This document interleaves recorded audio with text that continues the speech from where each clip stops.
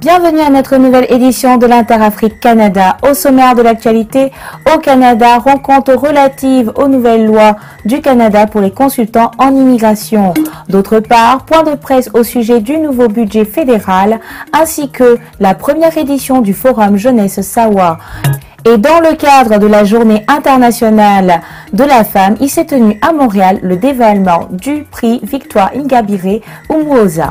En Afrique, au Burkina Faso, des soldats tirent des coups de feu et pillent des commerces.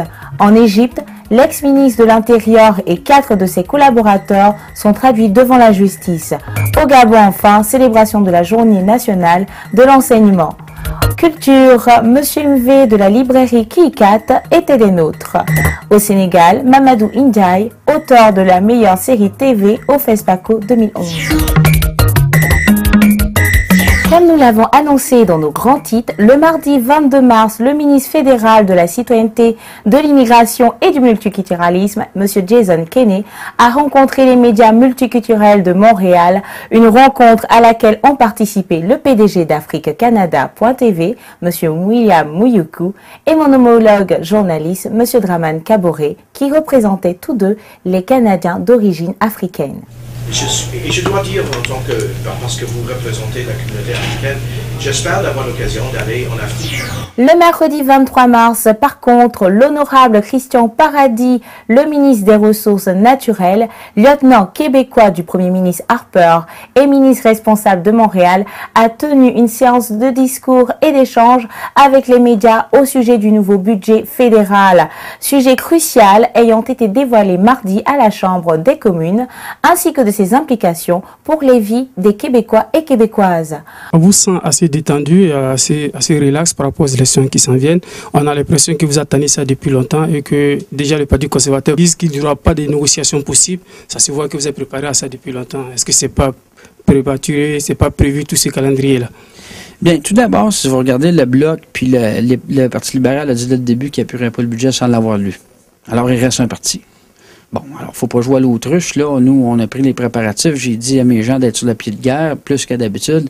Peut-être de se tenir prêt. Alors, la clé, c'était c'était le Parti néo-démocrate qui l'avait. On s'est assis avec eux. On a vraiment, de bonne foi, négocié avec eux pour avoir, par exemple, le programme d'éco-énergie, les soutiens aux aînés, les soutiens aux aidants naturels qui étaient aussi dans notre plateforme. Alors, c'est tous des arrangements comme ça qui ont été pris et qui n'ont pas été acceptés. Moi, j'ai été très surpris de voir que ça a été rejeté du revers de la main seulement après quelques minutes. Là, maintenant, il dit, on voudrait négocier, mais on ne peut pas réécrire un budget pour faire un budget néo-démocrate. C'est le gouvernement conservateur qui est au pouvoir, puis on a une responsabilité. Nous, on a toujours dit qu'il faut revenir à l'équilibre budgétaire et ça veut dire faire des investissements ciblés pour concilier les besoins, mais à la hauteur de nos moyens. Alors, à partir de là, effectivement, s'il faut aller en élection, on va se tenir prêt et on va y aller. Suite à notre rencontre avec M. Hugues Mbedi Ebongue, Africanada.tv s'est rendu au Forum Jeunesse Sawa qui s'est tenu le 12 mars 2011.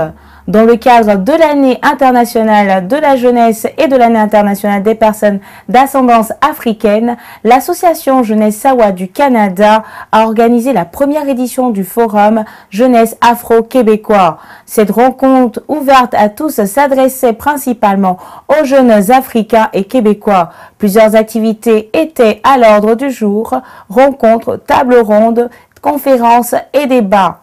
Les participants ont pu partager divers points de vue sur des enjeux sociaux, économiques, culturels et politiques.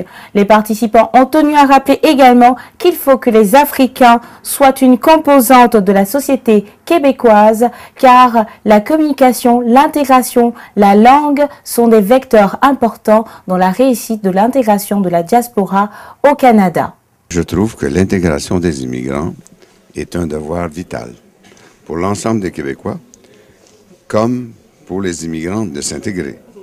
Parce qu'autrement, on s'en irait vers la ghettoisation, la discrimination. Nous sommes tous et toutes des Québécois et des Québécoises.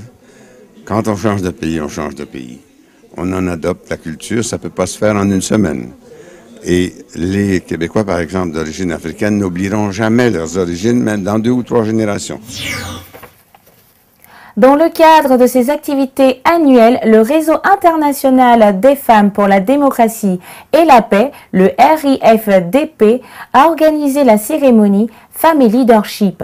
C'était l'occasion d'honorer dans une très belle ambiance les actes louables de ces femmes pour leur communauté et notamment l'implication de toute personne dans la lutte pour la démocratie et la paix en Afrique. Un des faits marquants et même majeur de cette cérémonie fut le dévoilement du prix Victoire Ingabire Umuoza pour la démocratie et la paix. Ce prix donc a été créé ici à Montréal, au Canada, le 8 mars 2011 et c'est créé par le Réseau international des femmes pour la démocratie et la paix.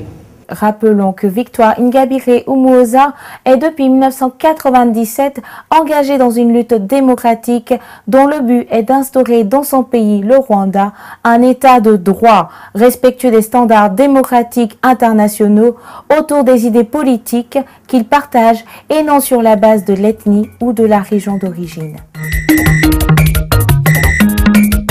En Afrique, au Burkina Faso, Ouagadougou a eu des allures de ville morte toute la journée du mercredi 23 mars 2011. Après une nuit agitée, dans la nuit de mardi à mercredi, des soldats sont sortis en effet des deux camps militaires de la capitale, tirant en l'air pendant 5 heures d'affilée. Officiellement, c'est la condamnation de 5 de leurs camarades à des peines de prison ferme qui aurait déclenché ce mouvement de colère. Selon les autorités, le bilan s'élève à une dizaine de blessés, des commerces et stations de service ont été saccagés ou pillés. En Égypte, l'ex-ministre égyptien de l'Intérieur ainsi que 4 de ses adjoints ont été déférés devant la cour d'assises. Ils vont comparaître pour avoir donné l'ordre de tirer contre des manifestants pendant la révolution du 25 janvier. Effectivement, près de 400 personnes ont été tuées lors du mouvement qui a conduit à la chute d'Hosni Moubarak. Les accusés sont passibles de la peine de mort. À présent, au Gabon, à Libreville, les enseignants gabonais ont été célébrés mercredi conformément au décret gouvernemental datant du 7 mai 2007, instituant la journée nationale de l'enseignant qui permet de les honorer, de leur rendre également hommage pour leur contribution à l'investissement humain indispensable au développement social et économique du Gabon. Axée sur le thème « L'enseignant, l'éthique et la déontologie », la Journée nationale de l'enseignant 2011 a été célébrée sur divers sites de la capitale gabonaise, notamment dans les établissements scolaires et dans les universités et grandes écoles, où des débats poignants ont permis de mieux cerner le terme.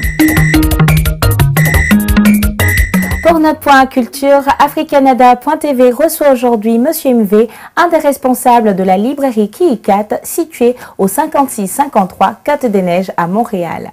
La librairie a ouvert ses portes donc le 6 mars.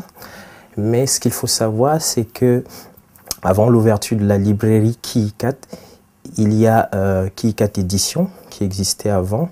Nous avons créé la maison d'édition Kiikat dans notre volonté, n'est-ce pas, de contribuer à la documentation d'une autre Afrique, d'une Afrique qui n'est pas seulement celle des cocotiers, mais une Afrique qui est aussi celle des sciences, des technologies, une Afrique qui est celle de Cheikh Anta Diop et d'autres auteurs qui ont contribué, n'est-ce pas, à restituer l'Afrique dans son historiographie même scientifique. Et donc la maison d'édition, c'était ça son objectif. Sauf que par la suite, nous avons compris qu'il était intéressant d'écrire des livres. Nous avons édité 3. Déjà, le premier, c'était Le Dieu Noir de Dibomba Mbok. Le deuxième, Décoloniser la France de Charlie Gabriel Mbok. Le troisième, Au-delà de ma négritude de Dedi Musinga. Alors nous avons pensé qu'il fallait avoir un espace, au moins un, où on pouvait contrôler la distribution non seulement de nos ouvrages, donc de Kiikat Édition, mais aussi des ouvrages qui participent de ce qui nous tient à cœur, dont j'ai parlé tantôt, c'est-à-dire l'Afrique dans sa grandeur, l'Afrique des civilisations, l'Afrique des sciences, l'Afrique des technologies. Voilà. Enfin au Sénégal, primé à l'étranger mais ignoré chez lui, l'auteur de la meilleure série TV au dernier FESPACO, Mamadou Ndiaye, a présenté son trophée doté d'un montant de 2 millions de francs CFA. Sa série intitulée Ismaël Ndiaksoum met en scène les fracas d'un jeune Sénégalais. Le lauréat de la meilleure série TV vidéo lors du 22e FESPACO, qui se tenait du 26 février au 5 mars 2011, s'est réjoui de cette consécration qui couronne un long et difficile chemin parcouru depuis 11 ans.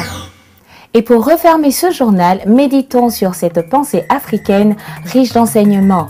Quand tu dors sur la natte de ton voisin, n'oublie pas que tu dors à terre. Merci de nous avoir suivis et à très bientôt.